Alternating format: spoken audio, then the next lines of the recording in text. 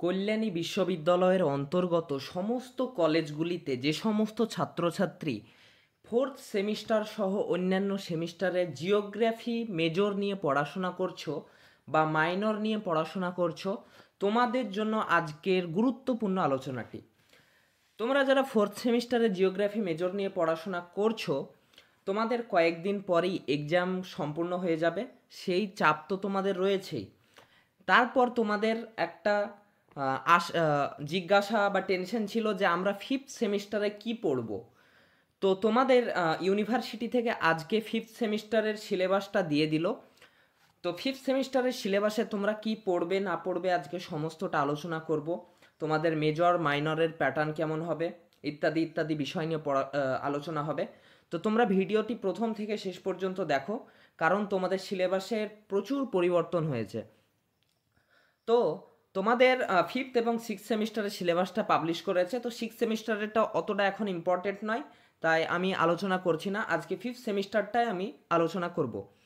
তো ফিফথ সেমিস্টারে তোমাদের কোর্স স্ট্রাকচারটা দেখিয়ে দিই। কোর্স স্ট্রাকচারে তোমাদের দেখতে পাচ্ছ স্ক্রিনে যে তোমাদের দুটো মেজর থাকবে।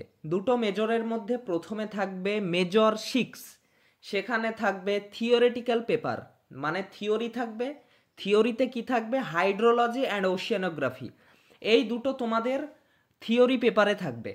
2 নম্বর দেখো মেজর আছে, সেটা হচ্ছে প্র্যাকটিক্যাল, মেজর 7।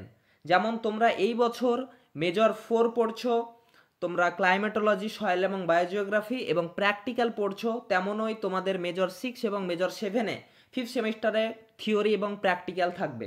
তো প্র্যাকটিক্যালে থাকছে তোমাদের ম্যাপ প্রজেকশন, ম্যাপ ইন্টারপ্রিটেশন, মানে ম্যাপের ব্যাখ্যা, তারপরে identification of rocks and minerals. Rocks মানে হচ্ছে পাথর, মিনারেল মানে হচ্ছে খনিজ।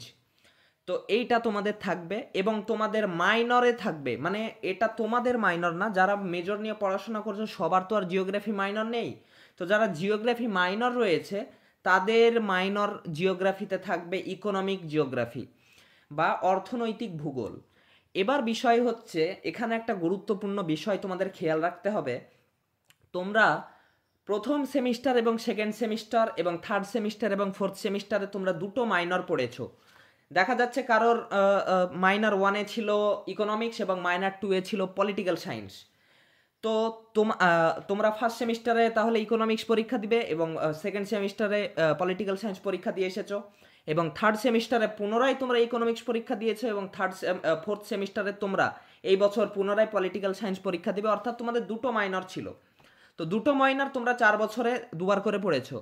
এইবার এইবার তোমাদের এই সেমিস্টারে ফিফথ সেমিস্টারে তোমাদের দুটো মাইনরই একসঙ্গে পড়তে হবে। মানে তোমাদের মাইনার 1 এবং মাইনার 2 যেটা যার রয়েছে, কারোর মাইনার 1-এ ইকোনমিক্স, পলিটিক্যাল সায়েন্স, হিস্ট্রি থাকতে পারে, আবার মাইনর 2-এ জিওগ্রাফি বা অন্যান্য সাবজেক্ট থাকতে পারে। তো তোমাদের মাইনর 1 এবং মাইনর 2 তোমাদের দুটোই একসঙ্গে পড়তে হবে ফিফথ সেমিস্টারে। তাই এই বিষয়টা অত্যন্ত গুরুত্বপূর্ণ তোমাদের জানার জন্য। তো তোমাদের পরীক্ষার মার্ক কত থাকবে? তোমাদের মার্কে দেখো, মেজর পরীক্ষা মানে আগের মতোই 75 মার্কের হবে। 60 মার্কের হচ্ছে তোমাদের থিওরি পেপার হবে, যেটা তোমরা বাইরের কলেজে গিয়ে পরীক্ষা দিবে, এবং 15 মার্ক তোমাদের ইন্টারনাল অ্যাসাইনমেন্ট হবে। 2 নম্বর তোমরা মেজরের যেটা প্র্যাকটিক্যাল মেজর রয়েছে সেটাও 75 মার্কের হবে, সেটাও তোমাদের 60 মার্কের সেমিস্টার এন্ড হবে এবং 15 মার্কের ইন্টারনাল হবে।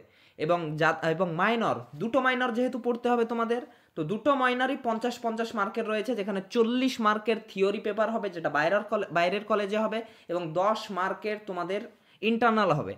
তো তোমরা বুঝতে পারলে তোমাদের টোটাল 250 মার্কের পরীক্ষা হবে। এবার তোমাদের সিলেবাসটা দেখাবো, কোন কোন টপিক থেকে তোমাদের কি কি পড়তে হবে।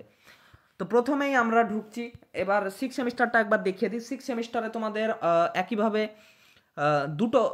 দুটো থিওরিটিক্যাল মেজর পড়তে হবে সিক্স সেমিস্টারে, মানে দুটো থিওরি পড়তে হবে 75-75 মার্কের। একটা হচ্ছে economic geography and geography of India, মানে অর্থনৈতিক ভূগোল এবং ভারতের ভূগোল। এবং মাইনর এবং মেজর T9 যেটা বলছে সেটাও থিওরিটিক্যাল পেপার, সেটাতে জিওগ্রাফিক্যাল থট পড়তে হবে। এখানে বিবিধ বিষয় রয়েছে জিওগ্রাফিক্যাল থটে। এবং তোমাদের প্র্যাকটিক্যাল আবারও থাকবে কোয়ান্টিটিভ টেকনিক ইন জিওগ্রাফি। এবং তোমাদের এখানে 6 সেমিস্টারে তোমাদের মাইনর এসিসি এসব কিচ্ছু থাকবে না, তোমাদের শুধুমাত্র মেজর মেজর মেজর পড়তে হবে এবং তোমাদের একটা ইন্টার্নশিপ থাকবে, সেটা কলেজের মাধ্যমে হবে। তো এবার আমরা 5th সেমিস্টারের টপিকগুলো দেখে নিই। 5th সেমিস্টারে মেজরে প্রথম থাকছে হাইড্রোলজি অ্যান্ড ওশিয়ানোগ্রাফি। হাইড্রোলজি এবং ওশিয়ানোগ্রাফি থেকে তোমাদের একটাই পেপার হবে, সেই পেপারে তোমাদের 60 মার্কের পরীক্ষা দিতে হবে, লিখিত পরীক্ষা যেটা বাইরের কলেজে হবে, সেন্টারে যেটা তোমাদের পরীক্ষা হয়, এবং 15 মার্কের ইন্টারনাল অ্যাসেসমেন্ট হবে, তোমরা স্ক্রিনে দেখতে পাচ্ছ। তো প্রথমে হাইড্রোলজি থেকে কি কি থাকছে? হাইড্রোলজি বা জলচক্র থেকে থাকছে scope and content of hydrology, এটা প্রথম ধারণা, তোমাদের হাইড্রোলজির ধারণা পড়তে হবে। 2 নম্বরে দেখো লেখা আছে গ্লোবাল হাইড্রোলজিক্যাল সাইকেল, পৃথিবীব্যাপী যে হাইড্রোলজিক্যাল সাইকেল সেটা তোমাদের পড়তে হবে, কনসেপ্ট পড়তে হবে, তারপর হচ্ছে সিগনিফিকেন্স বা তাৎপর্য কি, কনসেপ্ট অফ ওয়াটার বাজেট, তোমরা ক্লাইমেটোলজিতে হিট বাজেট যেমন পড়েছো তেমনই ওয়াটার বাজেটও রয়েছে।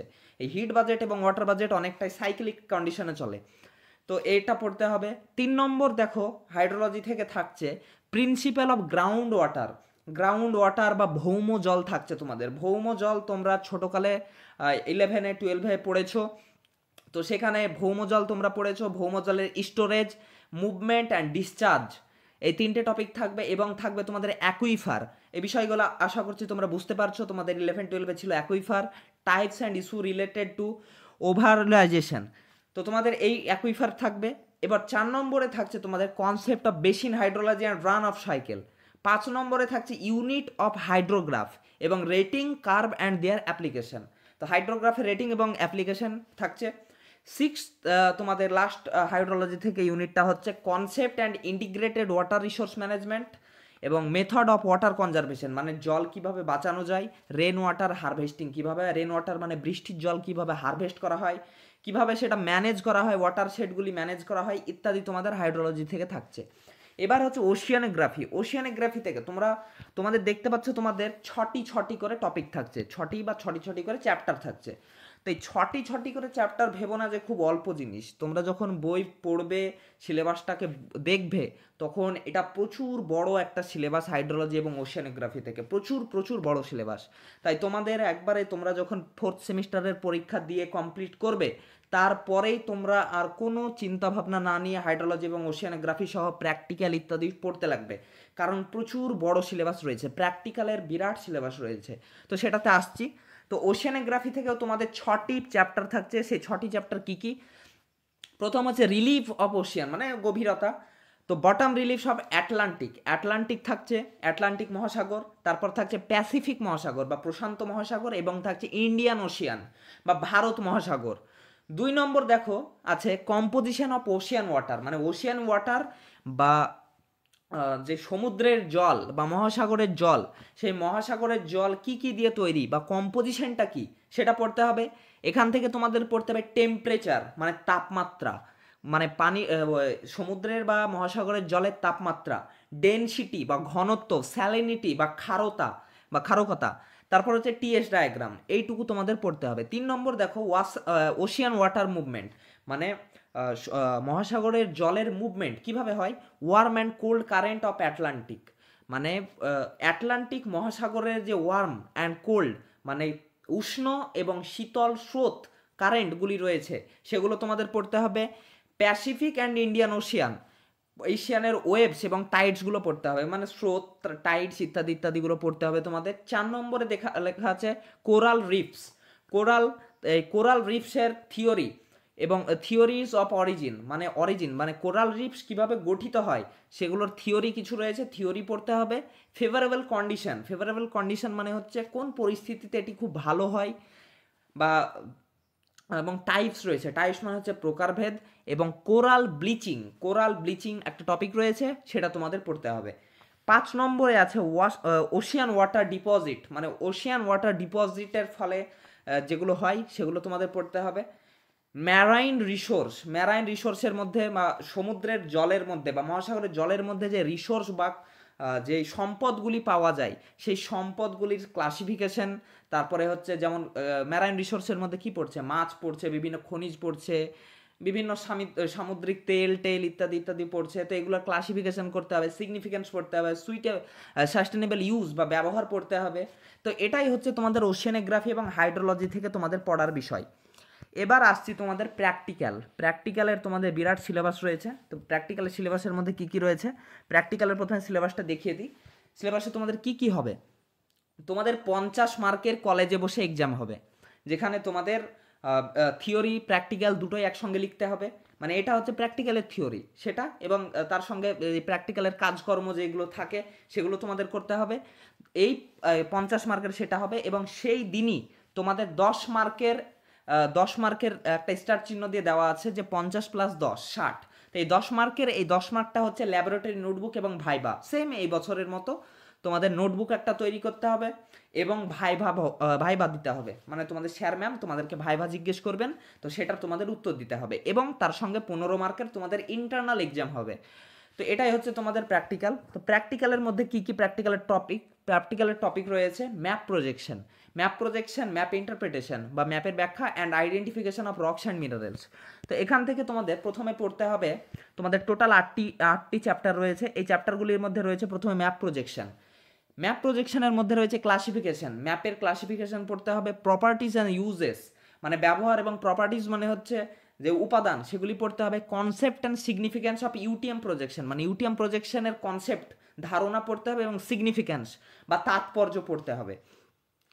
2 নম্বর হচ্ছে কনস্ট্রাকশন অফ প্রজেকশন, মানে এটা তোমাদের প্র্যাকটিক্যাল করতে হবে। Projection simple conical with on standard parallel projection এটা থাকছে, তারপর হচ্ছে বোনস প্রজেকশন এটা থাকছে, তারপর হচ্ছে সিলিন্ড্রিক্যাল ইকুয়াল এরিয়া প্রজেকশন এটা থাকছে, তারপর হচ্ছে মার্কটর্স প্রজেকশন এটা থাকছে, অ্যান্ড লাস্ট হচ্ছে পোলার জেনিথিয়াল এবং স্ট্রিগ্রাফিক প্রজেকশন।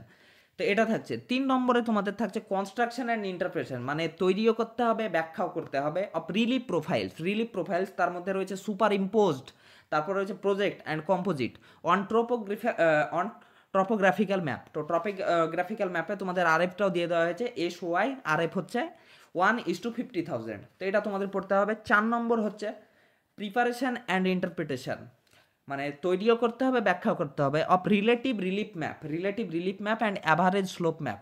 এটা হচ্ছে কার ওয়েন্থওয়ার্থস মেথডে এটা করতে হবে on a drainage basin of topographical map, এটাতেও আরএফ দেওয়া রয়েছে। 5 নম্বর হচ্ছে preparation and interpretation of stream order ম্যাপের রয়েছে দুজনের পড়তে হবে, আফটার হর্টন অ্যান্ড ইস্টারলার এই দুটোই তোমাদের পড়তে হবে বা করতে হবে on a drainage basin from topographical map. তো টপোগ্রাফিক্যাল ম্যাপ থেকে তোমাদের অনেক কিছু রয়েছে। তারপর হচ্ছে 6 নম্বর হচ্ছে ট্রানজেক্ট চার্ট থেকে থাকছে relationship between physical and cultural features from topographical map, এটা তো তোমাদের আরেফ দেওয়া রয়েছে। 7 নম্বর হচ্ছে জিওলজিক্যাল ম্যাপ থেকে তোমাদের পড়তে হবে horizontal uniclinal folded and faulted structure, এগুলো তোমাদের ইন্টারপ্রিটেশন করতে হবে এবং ড্রয়িং করতে হবে, drawing geological section and interpretation of the map. 8 নম্বরে হচ্ছে megascopic identification of rocks and minerals, rocks এবং মিনারেলসের মধ্যে কী কী তোমাদের আইডেন্টিফিকেশন করতে হবে সেটা হচ্ছে রকসের মধ্যে থাকছে granite, basalt, dolerite, shale, sandstone, limestone, তারপর হচ্ছে conglomerate, laterite, slate, phyllite, schist, marble, quartzite এবং জেনেসিস। তো এই কটা তোমাদের থাকছে রক্স থেকে। মিনারেল থেকে থাকছে বা খনিজ থেকে থাকছে টক, জিপসাম, ক্যালসাইট, মাইকা, ফেল্ডস্পার, কোয়ার্টাজ, ক্যালিওফাইরিট এবং হেমাটাইটিট, এবং হচ্ছে ম্যাগনেটাইটিট, বক্সাইট অ্যান্ড গ্যালেনা। এই কটা তোমাদের আইডেন্টিফিকেশন করতে হবে। তো তোমাদের প্র্যাকটিক্যাল এটা রয়েছে। এরপর যাদের জিওগ্রাফি মাইনর রয়েছে তাদের কি কি পড়তে হবে তোমাদের বলে দিই। তোমরা যারা মেজর নিয়ে পড়ছো তোমাদের 2টো মাইনর পড়তে হবে বলে দিলাম। এবার তোমাদের 2টো মাইনর যে মাইনরটা রয়েছে তোমাদের নিজেদের, সেই মাইনরটা সিলেবাসটা তোমাদের আমাকে তোমরা কমেন্ট বক্সে জানাতে পারো। যদি তোমাদের ইউনিভার্সিটি থেকে পাবলিশ করে থাকে 5th সেমিস্টারের মাইনরের সিলেবাস আমি তোমাদের দিয়ে দেবো, কিন্তু তোমরা অবশ্যই কমেন্ট বক্সে মানে আমাকে কমেন্ট বক্সে বলবে, তাহলে আমি সেই বিষয়ের মাইনরের সিলেবাসটা তোমাদের আমি দেওয়ার চেষ্টা করব, ভিডিওর মাধ্যমে বুঝিয়ে দেবো। এবার হচ্ছে তোমাদের যাদের জিওগ্রাফি মাইনর রয়েছে তাদের কি কি পড়তে হবে। তো তোমাদের থাকছে ইকোনমিক জিওগ্রাফি বা অর্থনৈতিক ভূগোল। এখান থেকে তোমাদের 40 মার্কের পরীক্ষা হবে বাইরের সেন্টার এবং 10 মার্কের কলেজ থেকে ইন্টারনাল হবে। তো এখানে তোমাদের এই 40 মার্ক থেকে কি কি থাকছে, definition, approaches and fundamental concept of economic geography, মানে ইকোনমিকের জিওগ্রাফি বা অর্থনৈতিক ভূগোলের সংজ্ঞা এবং এর ধারণা, এটা হচ্ছে প্রথমে। 2 নম্বর হচ্ছে লোকেশনাল থিওরিজ। লোকেশনাল থিওরিজের মধ্যে থাকছে তোমাদের অ্যাগ্রিকালচারের থিওরি থাকছে ভন থুনেনের অ্যাগ্রিকালচার থিওরি থাকছে, এবং ইন্ডাস্ট্রি থিওরি থাকছে ওয়েবারের থিওরিটা তোমরা 12-এ পড়ে এসেছো ইন্ডাস্ট্রির। 3 নম্বরে থাকছে determining of market areas, theories of loss. তো লসের থিওরিটা তোমাদের থাকছে মার্কেট এরিয়ার, এটা গুরুত্বপূর্ণ একটা থিওরি তোমাদের 10 মার্কের পড়ার জন্য। 4 নম্বরে থাকছে প্রাইমারি অ্যাক্টিভিটি, প্রাইমারি বা প্রাথমিক অ্যাক্টিভিটির মধ্যে থাকছে তোমাদের shifting cultivation, intensive subsistence farming, তারপর হচ্ছে commercial grain farming, commercial dairy farming মানে হচ্ছে দুগ্ধজাত পদার্থ, তারপর হচ্ছে প্ল্যান্টেশন, তারপর হচ্ছে কমার্শিয়াল ফিশিং মানে হচ্ছে মাছ ধরা। এরপর প্রাইমারি অ্যাক্টিভিটিস মধ্যে আরেকটা পড়ছে, সেটা হচ্ছে মাইনিংয়ের মধ্যে থাকছে তোমাদের আয়রন ওর মানে হচ্ছে লোহার আকরিক মাইনিং করা বা তোলা, এবং কোল এবং পেট্রোলিয়াম, কোল মানে হচ্ছে কয়লা, পেট্রোলিয়াম মানে হচ্ছে পেট্রোলিয়াম বা যেগুলো থাকে। এরপর তোমাদের থাকছে সেকেন্ডারি অ্যাক্টিভিটি থেকে তোমাদের থাকছে বা দ্বিতীয় শ্রেণীর অর্থনৈতিক কার্যকলাপে থাকছে তোমাদের আয়রন অ্যান্ড স্টিল ইন্ডাস্ট্রি, লোহা এবং স্টিলের ইন্ডাস্ট্রি থাকছে, কটন এবং টেক্সটাইলের ইন্ডাস্ট্রি থাকছে বা তুলোর ইন্ডাস্ট্রি বা কটনের যেটা বলছে, তারপর হচ্ছে পেট্রোকেমিক্যাল ইন্ডাস্ট্রি থাকছে। এরপর থাকছে টার্সিয়ারি অ্যাক্টিভিটি বা তৃতীয় শ্রেণীর অর্থনৈতিক কার্যকলাপ, এখান থেকে থাকছে মোডস অফ ট্রান্সপোর্টেশন, মানে ট্রান্সপোর্টেশনের যে মোডসগুলি রয়েছে, রেল, তারপরে রয়েছে আকাশযান ইত্যাদি ইত্যাদি যেগুলো থাকছে, এবং প্যাটার্ন অফ ইন্টারন্যাশনাল ট্রেড বা আন্তর্জাতিক বাণিজ্যের প্যাটার্ন, এটা পড়তে হবে। 8 নম্বরে থাকছে কোয়াটারনারি অ্যাক্টিভিটির মধ্যে থাকছে information and communication technology industry, তো এইটুকু থাকছে। 9 নম্বরে থাকছে গ্যাট এবং ডাব্লিউটিও দুটি সংস্থা, এই সংস্থার ফাংশন এবং রেলিভেন্স তোমাদের পড়তে হবে। 10 নম্বর হচ্ছে রিজিওনাল ব্লকস অ্যান্ড ইন্টারন্যাশনাল ট্রেডের মধ্যে থাকছে তোমাদের সার্ক, তারপরে হচ্ছে ওপেক, তারপর যে ইউ, এই 3টি তোমাদের পড়তে হবে। তো এখান থেকে 5 মার্কের জন্য এসে থাকে।